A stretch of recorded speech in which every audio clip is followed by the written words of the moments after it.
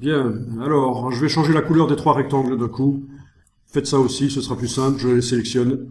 Voilà. Ensuite, par la palette nuancier, fenêtre nuancier, je vais aller leur appliquer une couleur que je vais créer d'ailleurs. Nouvelle nuance. Les dégradés, on verra à un certain moment, c'est pas si évident que ça. Ok. Global. J'étais sur quoi? Ah oui, j'étais sur le fond, c'est ce qu'il fallait. Voilà, j'ai modifié la couleur de fond des rectangles. Bien. Ok, je vais sélectionner tout le contenu du calque. Bon, on ne peut pas faire commande A, parce que ça va sélectionner aussi les étoiles à côté. Si je fais commande A, édition, tout sélectionné, les étoiles sont sélectionnées aussi, sauf si vous avez verrouillé le calque des étoiles, bien entendu. Ça, si vous faites commande A, ça ne sélectionne que ce qui est sur le calque non verrouillé.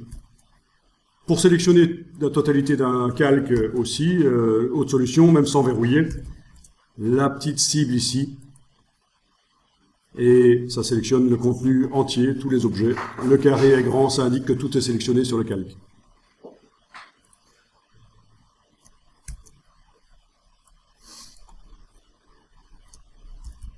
Alors, vous voyez un truc bizarre dans le calque ici. Il y a des vignettes qui sont grises, des cibles qui sont grises, et une qui ne l'est pas. Pourquoi? C'est quoi la différence?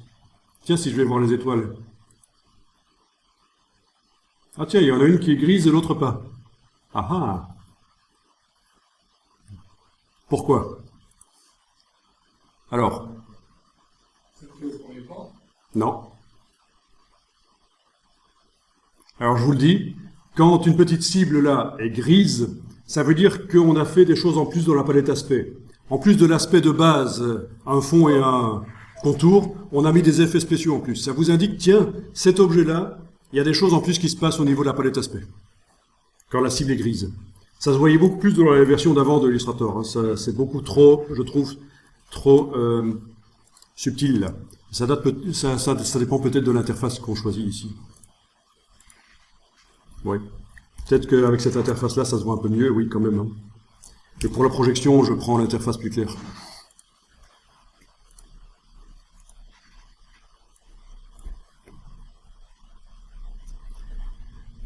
Ok. Alors, ce que je vous propose de faire, c'est de grouper les rectangles. Là, oui, on avait dit qu'on sélectionnait la totalité du calque 1, avec la cible, là. Et on va les grouper. Objet associé. Quand on ouvre, on a un groupe. Et dans le groupe, on a les objets. Ça, c'est pratique. Ça veut dire que je clique sur n'importe lequel d'entre eux, tout s'active. D'accord?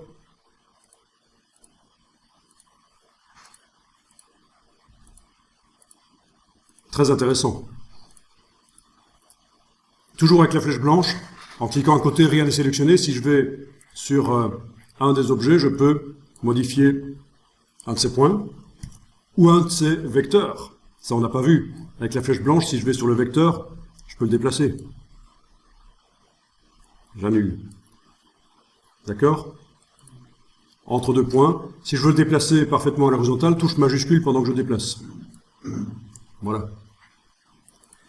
Et alors, c'est là que la flèche blanche plus va vous servir.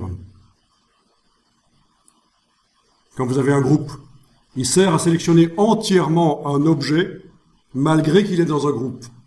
Rien n'est sélectionné. Je clique à côté de tout, rien n'est sélectionné. Avec la flèche blanche plus, j'arrive à sélectionner cet objet. Voilà. Ou celui-là, ou celui-là. Voilà, c'est très intéressant de connaître, c'est ce qu'on appelle l'outil de sélection directe progressive. Parce que quand vous aurez des groupes de groupes avec des hiérarchies, donc un groupe qui est groupé avec un autre groupe, au fur et à mesure qu'avec cet objet vous allez cliquer, ça va remonter dans la hiérarchie et finalement tout sélectionner. Mais on ne va pas aller jusque-là maintenant. Déjà, c'est très intéressant de savoir comment ça fonctionne. Ça, c'est vraiment utile. Il y a tout ce qu'il faut pour faire les choses facilement dans Illustrator.